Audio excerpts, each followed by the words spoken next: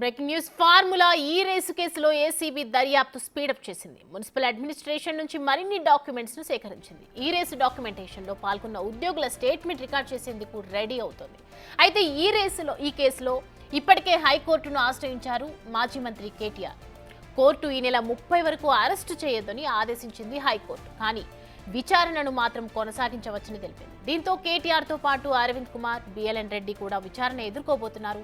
మరోవైపు ఈ రేస్ అంశంపై ఇప్పటికే ఈడీ కేసు నమోదు చేసింది. సోమవారం నుంచి దర్యాప్తు స్పీడప్ చేయనుంది. ఇప్పటికే హెచ్ఎండిఏతో పాటు ఏసీబీకి లేఖలు రాసిన ఈడీ పూర్తి వివరాలు సేకరించాల్సిన తర్వాత నోటీసులు జారీ చేసే అవకాశం కనిపిస్తుంది.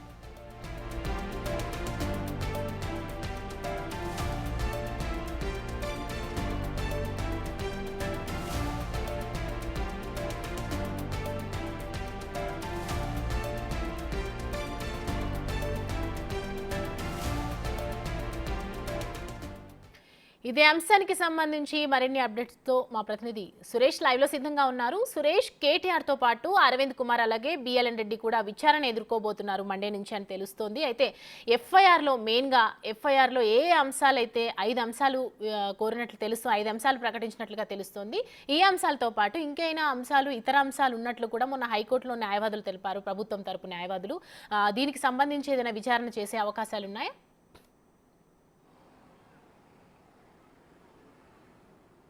ఖచ్చితంగా ఈ విచారణను ఎదుర్కోవాల్సిందే అని చెప్పేసి హైకోర్టు స్పష్టం చేయడంతో ఇక కేటీఆర్, అరవింద్ కుమార్, బిఎల్ఎన్ రెడ్డి ఈ ముగ్గురు కూడా ఏసీబీ విచారణకు రావాల్సి ఉంటుంది. ఒకవేళ నోటీసులు జారీ చేసి వారిని విచారించి వారి తప్పు ఖచ్చితంగా ఇక్కడ కనబడుతుందని చెప్పేసి ఏసీబీ గుర్తించింది. ఇప్పటికే వారికి సంబంధించిన డాక్యుమెంట్స్ ఏదైతే ఫార్ములా ఈ కార్ రేసుకు సంబంధించిన అగ్రిమెంట్స్ కాపీ కావచ్చు, అసలు ఆ ట్రాక్ ఏర్పాటు, అసలు ఇక్కడ హైదరాబాద్లో నిర్వహించేందుకు ఎవరి సలహాలు తీసుకున్నారు, ఎలాంటి సూచనలు చేశారు, ఈ అగ్రిమెంట్ అంతా కూడా ఎట్లా ప్రాసెస్ జరిగిందనే సంబంధించి కొంతమంది హెచ్ఎండిఏకి సంబంధించిన ఉద్యోగుల స్టేట్మెంట్ కూడా రికార్డ్ చేయబోతున్నట్టు తెలుస్తుంది. ఎందుకంటే ఈ ఫైళ్ళన్నీ కూడా మూవ్ చేసింది అక్కడ పనిచేసే వాళ్ళే కాబట్టి ఇటు అరవింద్ కుమార్ సంతకం చేశారు, అదేవిధంగా కేటీఆర్ సంతకం చేశాడు. వీరంతా కూడా వన్ సైడ్గా వ్యవహరించి డబ్బులు బదిలీ చేశారు. వీటన్నిటికీ సంబంధించి ఎక్కడ నిబంధనలు పాటించలేదు కాబట్టి వీటన్నిటికి సంబంధించిన డాక్యుమెంట్స్ అన్నిటిని కూడా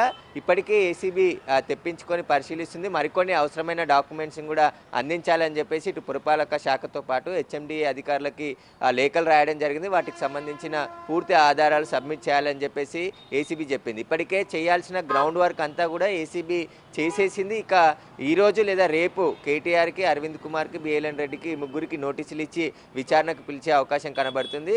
కేటీఆర్కి స్వల్ప ఊరట మాత్రమే హైకోర్టు ఇచ్చింది. ఎందుకంటే 30 వరకు అరెస్ట్ చేయదు తప్ప విచారణకు వెళ్ళాలి, విచారణకు సహకరించాలి అని చెప్పేసి స్పష్టమైన ఆదేశాలు జారీ చేసింది. కాబట్టి ఇక కేటీఆర్ కూడా విచారణకు రావాల్సిందే. ఏసీబీ ఎప్పుడు పిలిచినా వాళ్ళ విచారణకు వచ్చి అసలు ఏం జరిగింది, ఈ ఫార్ములాకు సంబంధించిన కార్ రేసులో డబ్బులు అగ్రిమెంట్ కంటే ముందే ఎందుకు చెల్లించాల్సి వచ్చింది, ఆ కంపెనీకి ఆర్బీఐ రూల్స్ కూడా పాటించకుండా 55 కోట్ల రూపాయలు ఎలా బదిలీ చేశారు, అసలు ఎందుకు చేయాల్సి వచ్చిందనే దానిపైన పూర్తిగా ఏసీబీ లోతైన విచారణ చేయనున్నది. అయితే దీనికి సంబంధించి కేటీఆర్ అనేక ఆరోపణలు చేస్తూ ఆయన సక్రమంగానే అగ్రిమెంట్లు జరిగాయి, ముందు జరిగిన అగ్రిమెంట్కి కొనసాగింపుగా ఉంది కాబట్టి ముందుగా డబ్బులు చెల్లించాలి, అది తప్పే కాదు అని చెప్పేసి ఆయన తప్పించుకునే ప్రయత్నం చేస్తున్నారు. కానీ ఇక్కడ మొదటి ఫార్ములాకి సంబంధించి సెషన్ నడిచినప్పుడు ఒక కంపెనీ ముందుకు వచ్చింది, స్పాన్సర్గా ఏర్పాట్లు చేసింది. వారంతా కూడా ఆ కంపెనీకి ముగ్గురు కలిసి గవర్నమెంట్ ఏదైతే ఈ ఫార్ములాకు సంబంధించిన లండన్ కంపెనీతో పాటు ఇక్కడ హైదరాబాద్కి సంబంధించి మరో కంపెనీ అగ్రిమెంట్ చేసుకొని వాళ్ళు ఏర్పాటు చేశారు. వాళ్ళు తప్పుకున్నారు, ఈ రేస్ నుంచి మేము ఇంకా నిర్వహించలేము అని చెప్పేసి ఒక కంపెనీ స్పాన్సర్షిప్ తప్పుకున్నప్పుడు నేరుగా హెచ్ఎండిఏనే నిధులు చెల్లిస్తుందని చెప్పేసి కేటీఆర్ ఎలా చెప్తాడు?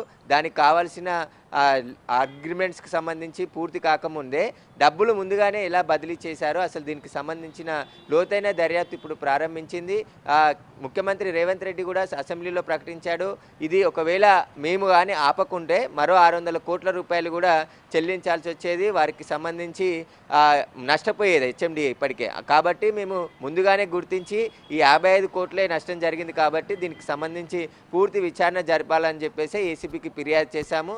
చట్ట చట్ట ప్రకారం ముందుకెళ్తున్నామని చెప్పేసి కూడా ముఖ్యమంత్రి చెప్పడం జరిగింది. గవర్నర్ అనుమతి తీసుకొని మరి ఈ కేసు నమోదు చేశారు. ఈ కేసు ఏసీబీ కేసు నడుస్తుండగానే ఇప్పుడు ఈడీ కూడా ఈసీఆర్ నమోదు చేసింది. ఈడీ కూడా విచారణ చేయబోతుంది.